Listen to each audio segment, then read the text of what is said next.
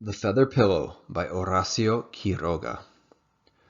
Alicia's entire honeymoon gave her hot and cold shivers.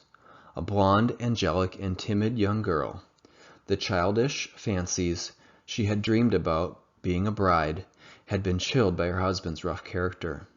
She loved him very much nonetheless, although sometimes she gave a slight shudder when, as they returned home through the streets together at night, she cast a furtive glance at the impressive stature of her Jordan, who had been silent for an hour. He, for his part, loved her profoundly, but never let it be seen. For 3 months they had been married in April. They lived in a special kind of bliss. Doubtless she would have wished less severity in the rigorous sky of love, more expansive and less cautious tenderness, but her husband's impassive manner always restrained her. The house in which they lived influenced her chills and shuddering to no small degree. The whiteness of the silent patio, friezes, columns, and marble statues, produced the wintry impression of an enchanted palace. Inside the glacial brilliance of stucco, the completely bare walls affirmed the sensation of unpleasant coldness, as one crossed from one room to another. The echo of his steps reverberated throughout the house, as if long abandonment had sensitized its resonance. Alicia passed the autumn in the strange love nest.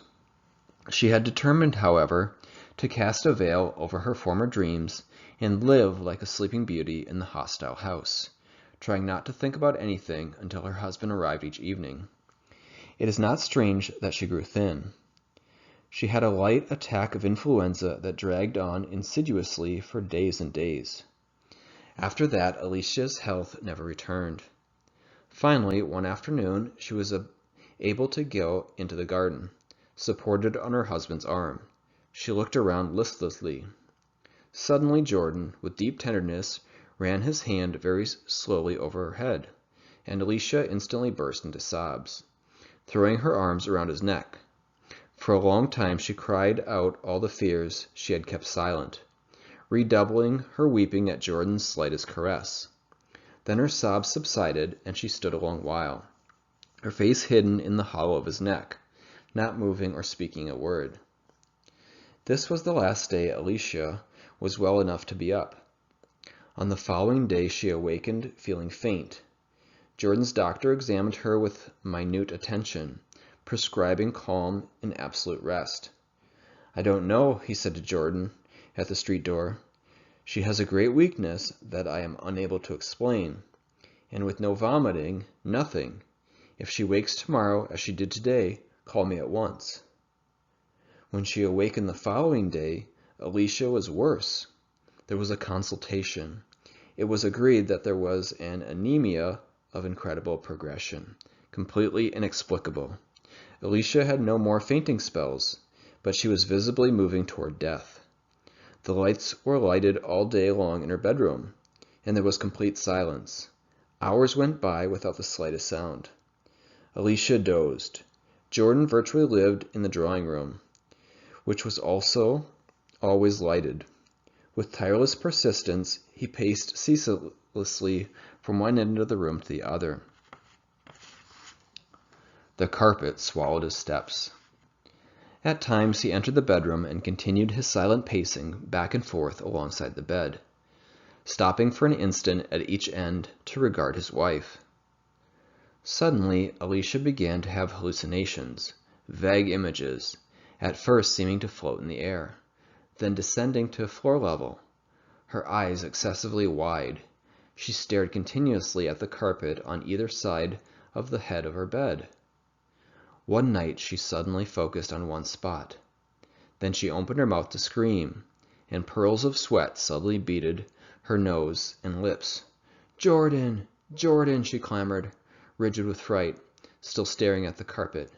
Jordan ran to the bedroom, and when she saw him appear, Alicia screamed with terror. "It's I, Alicia! It's I!" Alicia looked at him confusedly. She looked at the carpet. She looked at him once again, and after a long moment of stupefied confrontation, she regained her senses. She smiled and took her husband's hand in hers, caressing it, trembling for half an hour. Among her most persistent hallucinations was that of an arthropod poised on his fingertips on the carpet, staring at her. The doctors returned, but to no avail. They saw before them a diminishing life, a life bleeding away, day by day, hour by hour, absolutely without their knowing why. During their last consultation, Alicia lay in a stupor while they took her pulse, passing her inert wrist from one to another. They observed her a long time in silence, and then moved into the dining room. "Whew!" The discouraged chief physician shrugged his shoulders. "It is an inexplicable case. There is little we can do." "That's my last hope," Jordan groaned, and he staggered blindly against the table. Alicia's life was fading away in the subdelirium of anemia, a delirium which grew worse through the evening hours, but which let up somewhat after dawn. The illness never worsened during the daytime, but each morning she awakened pale as death, almost in a swoon. It seemed only at night that her life drained out of her in new waves of blood. Always, when she awakened, she had the sensation of lying collapsed in the bed with a 1,000,000-pound weight on top of her.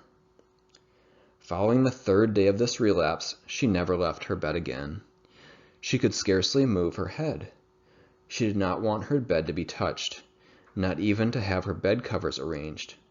Her crepuscular terrors advanced now in the form of monsters that dragged themselves toward the bed and laboriously climbed upon the bedspread. Then she lost consciousness. The final 2 days she raved ceaselessly in a weak voice. The lights funereally illuminated the bedroom and drawing room. In the deathly silence of the house, the only sound was the monotonous delirium from the bedroom and the dull echoes of Jordan's eternal pacing. Finally, Alicia died. The servant, when she came in afterward to strip the now empty bed, stared wonderingly for a moment at the pillow. "Sir," she called Jordan in a low voice, "there are stains on the pillow that look like blood." Jordan approached rapidly and bent over the pillow. Truly, on the case, on both sides of the hollow left by Alicia's head, there were 2 small dark spots. "They look like punctures," the servant murmured, after a moment of motionless observation. "Hold it up to the light," Jordan told her. The servant raised the pillow, but immediately dropped it and stood staring at it, livid and trembling, without knowing why. Jordan felt the hair rise on the back of his neck. "What is it?" he murmured in a hoarse voice. "It's very heavy," the servant whispered, still trembling. Jordan picked it up. It was extraordinarily heavy. He carried it out of the room, and on the dining room table he ripped open the case and the ticking with a slash. The top feathers floated away, and the servant, her mouth opened wide, gave a scream of horror and covered her face with her clenched fists. In the bottom of the pillowcase, among the feathers, slowly moving its hairy legs, was a monstrous animal, a living, vicious ball. It was so swollen one could scarcely make out its mouth. Night after night, since Alicia had taken to her bed, this abomination had stealthily applied its mouth, its proboscis, one might better say, to the girl's temples, sucking her blood. The puncture was scarcely perceptible. The daily plumping of the pillow had doubtlessly at first impeded its progress, but as soon as the girl could no longer move, the suction became vertiginous. In 5 days, in 5 nights, the monster had drained Alicia's life away. These parasites of feathered creatures, diminutive in their habitual environment, reach enormous proportions under certain conditions. Human blood seems particularly favorable to them, and it is not rare to encounter them in feather pillows.